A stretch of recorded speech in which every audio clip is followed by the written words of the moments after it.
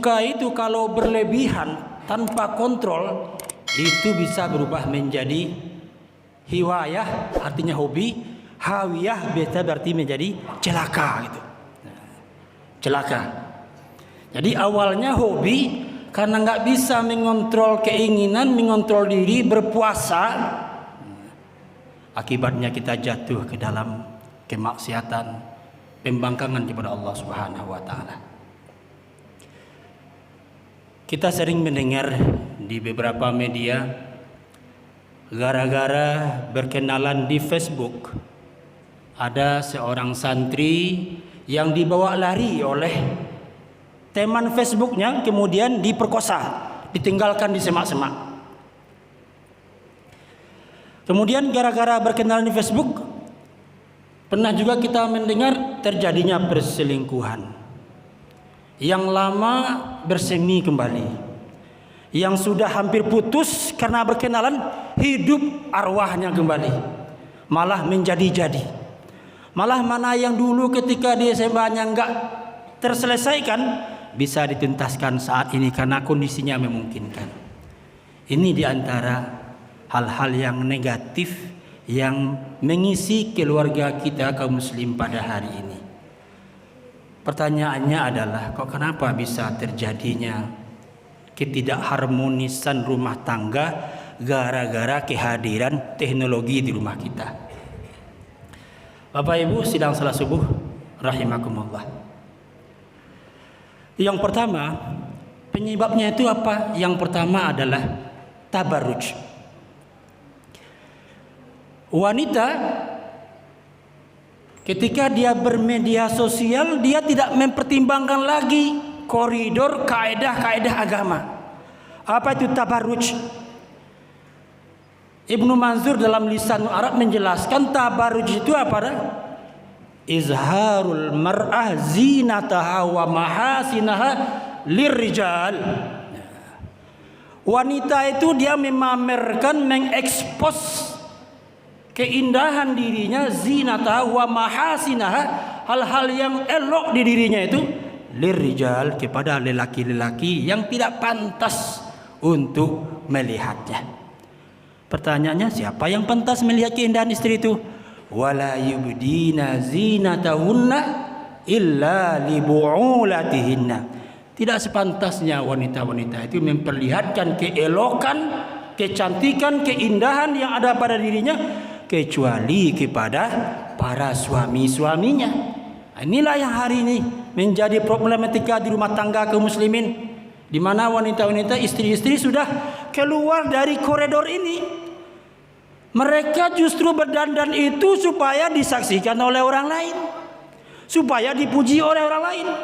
Ketika di rumahnya sendiri penampilannya kadang-kadang bau bawang, bau aleh, bau yang tidak menyenangkan.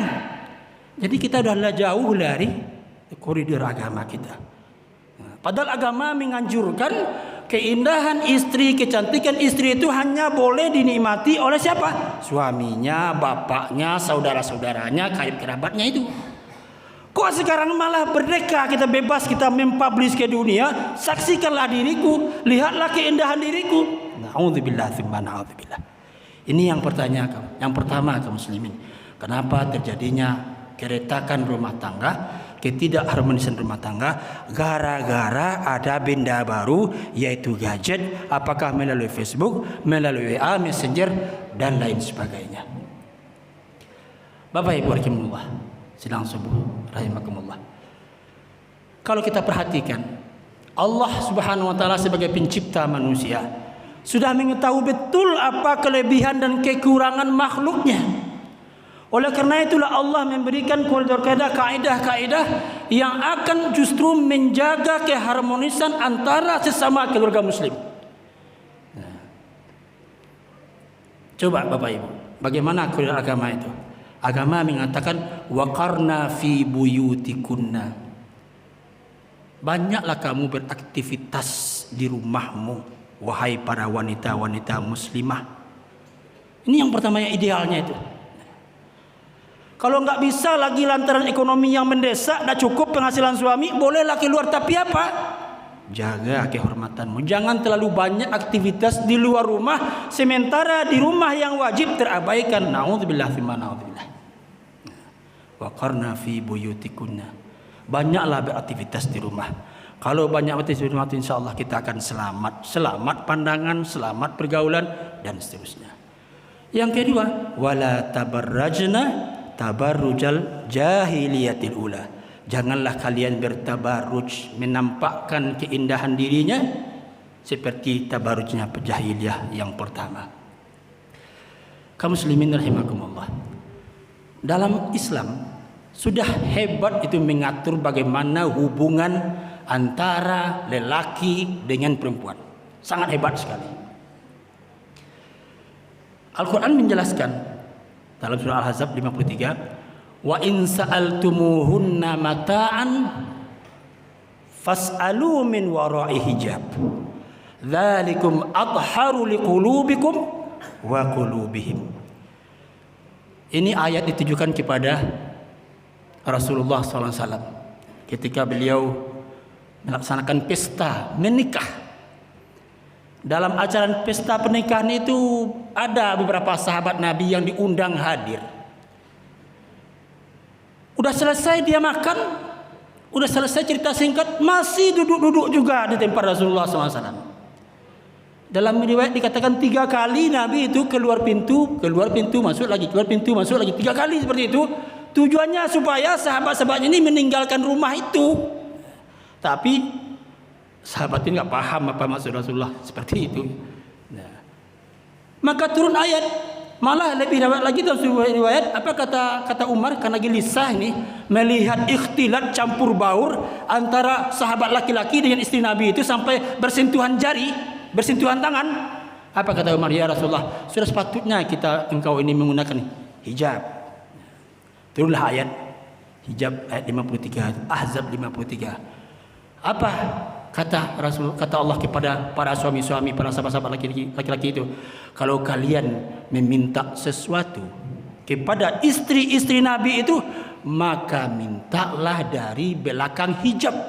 Hijab itu tabir, pembatas, pemisah, tidak boleh langsung-langsung itu. Begitu hebat agama kita menjaga. Apa gunanya itu? Dzalikum athharu liqulubikum. Cara yang demikian itu justru akan menyucikan hatimu dan menyucikan hati istri Nabi. Laki-laki perempuan suci aja, terpelihara hatinya.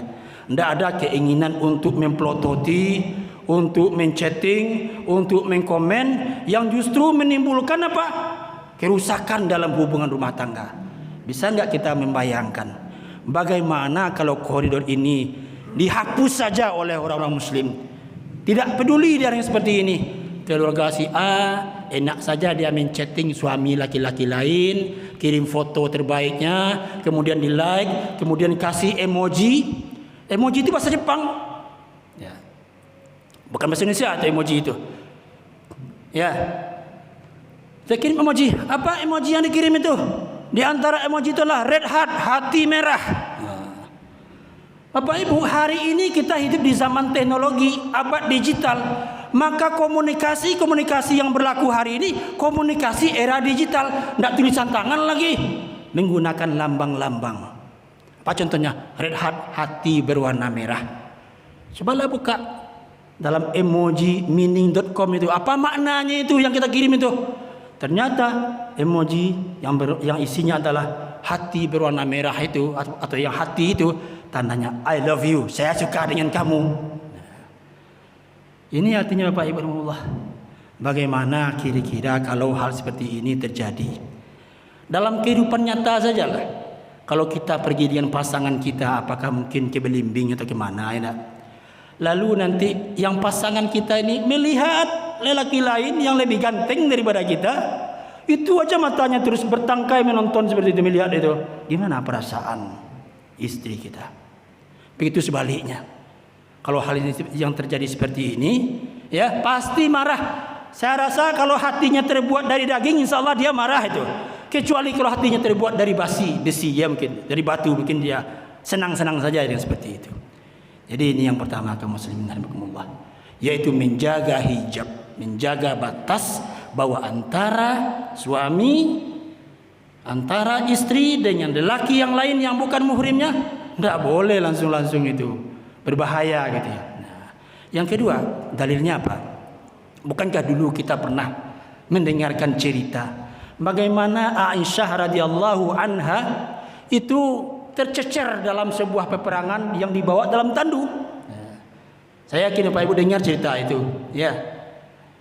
Kenapa dia tercecer? Karena ada sesuatu dari anting-anting atau perhiasannya yang lepas. Dia carilah tanpa pengetahuan orang-orang yang membawa tandu ini. Dicari. Orang yang membawa tandu menyangka Aisyah masih dalam tandu, ternyata enggak. Akhirnya pergilah tandu kosong itu digosong-gosong dibawa oleh sahabat Nabi. Tinggallah Aisyah sendirian di tempat itu. Tak lama kemudian datanglah seorang sahabat Nabi yang bernama Safwan. Ya, Safwan bin Mu'attal. Safwan ini datang dia lihat, kaget dia. Jadi tidak ada kata-kata yang diucapkan oleh Safwan ketika dia melihat Aisyah yang tertinggal dalam rombongan itu, kecuali satu saja ucapannya, yaitu istirja. Inna lillahi wa inna ilaihi raji'un. Cuma itu jawaban. Kan dia kaget, heran dia kenapa ketinggal seperti ini. Itu ucapan dari Sofyan, inna lillahi wa inna ilaihi raji'un, lafaz istirja. Hanya itu kata-kata yang disampaikan ketika dua orang itu berada di sebuah tempat terpisah dari rombongan. Mendengar ucapan Sofyan yang seperti itu, apa kata Aisyah? Aisyah mengatakan, Sofyan melihat saya, padahal Sofyan sudah tahu dengan saya sebelum turun ayat hijab. Kenal dia siapa Aisyah? Aisyah pun kenal dengan Sofwan. Tapi apa yang kejadian kaum muslimin ketika peristiwa itu? Apa kata Aisyah? Fakhammartu wajhi bijilbabi. Aku tutup wajahku dengan jilbabku. Wajahnya ditutup. Kenapa? Sofwan itu bukan suaminya. Yang halal dia untuk melihat wajahnya. Fakhammartu wajhi bijilbabi. Aku tutup itu wajahku dengan jilbabku. Beginilah hebatnya. Bagaimana Islam begitu memuliakan wanita, menjaga hubungannya dengan lawan jenisnya. Tapi apa yang terjadi sekarang kan kaum muslimin Allah? Semua nilai-nilai kebaikan itu sudah dirontokkan, dihancurkan dengan perkembangan teknologi ini. Saya menyampaikan ini bukan melarang ibu berFacebook, bukan itu maksud saya.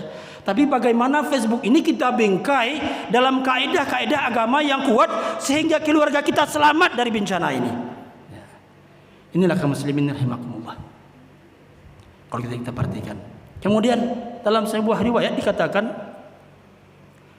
kata Nabi, siapa yang memakai wewangian di antara wanita, famarrat amamal qaum liyajidu rihaha.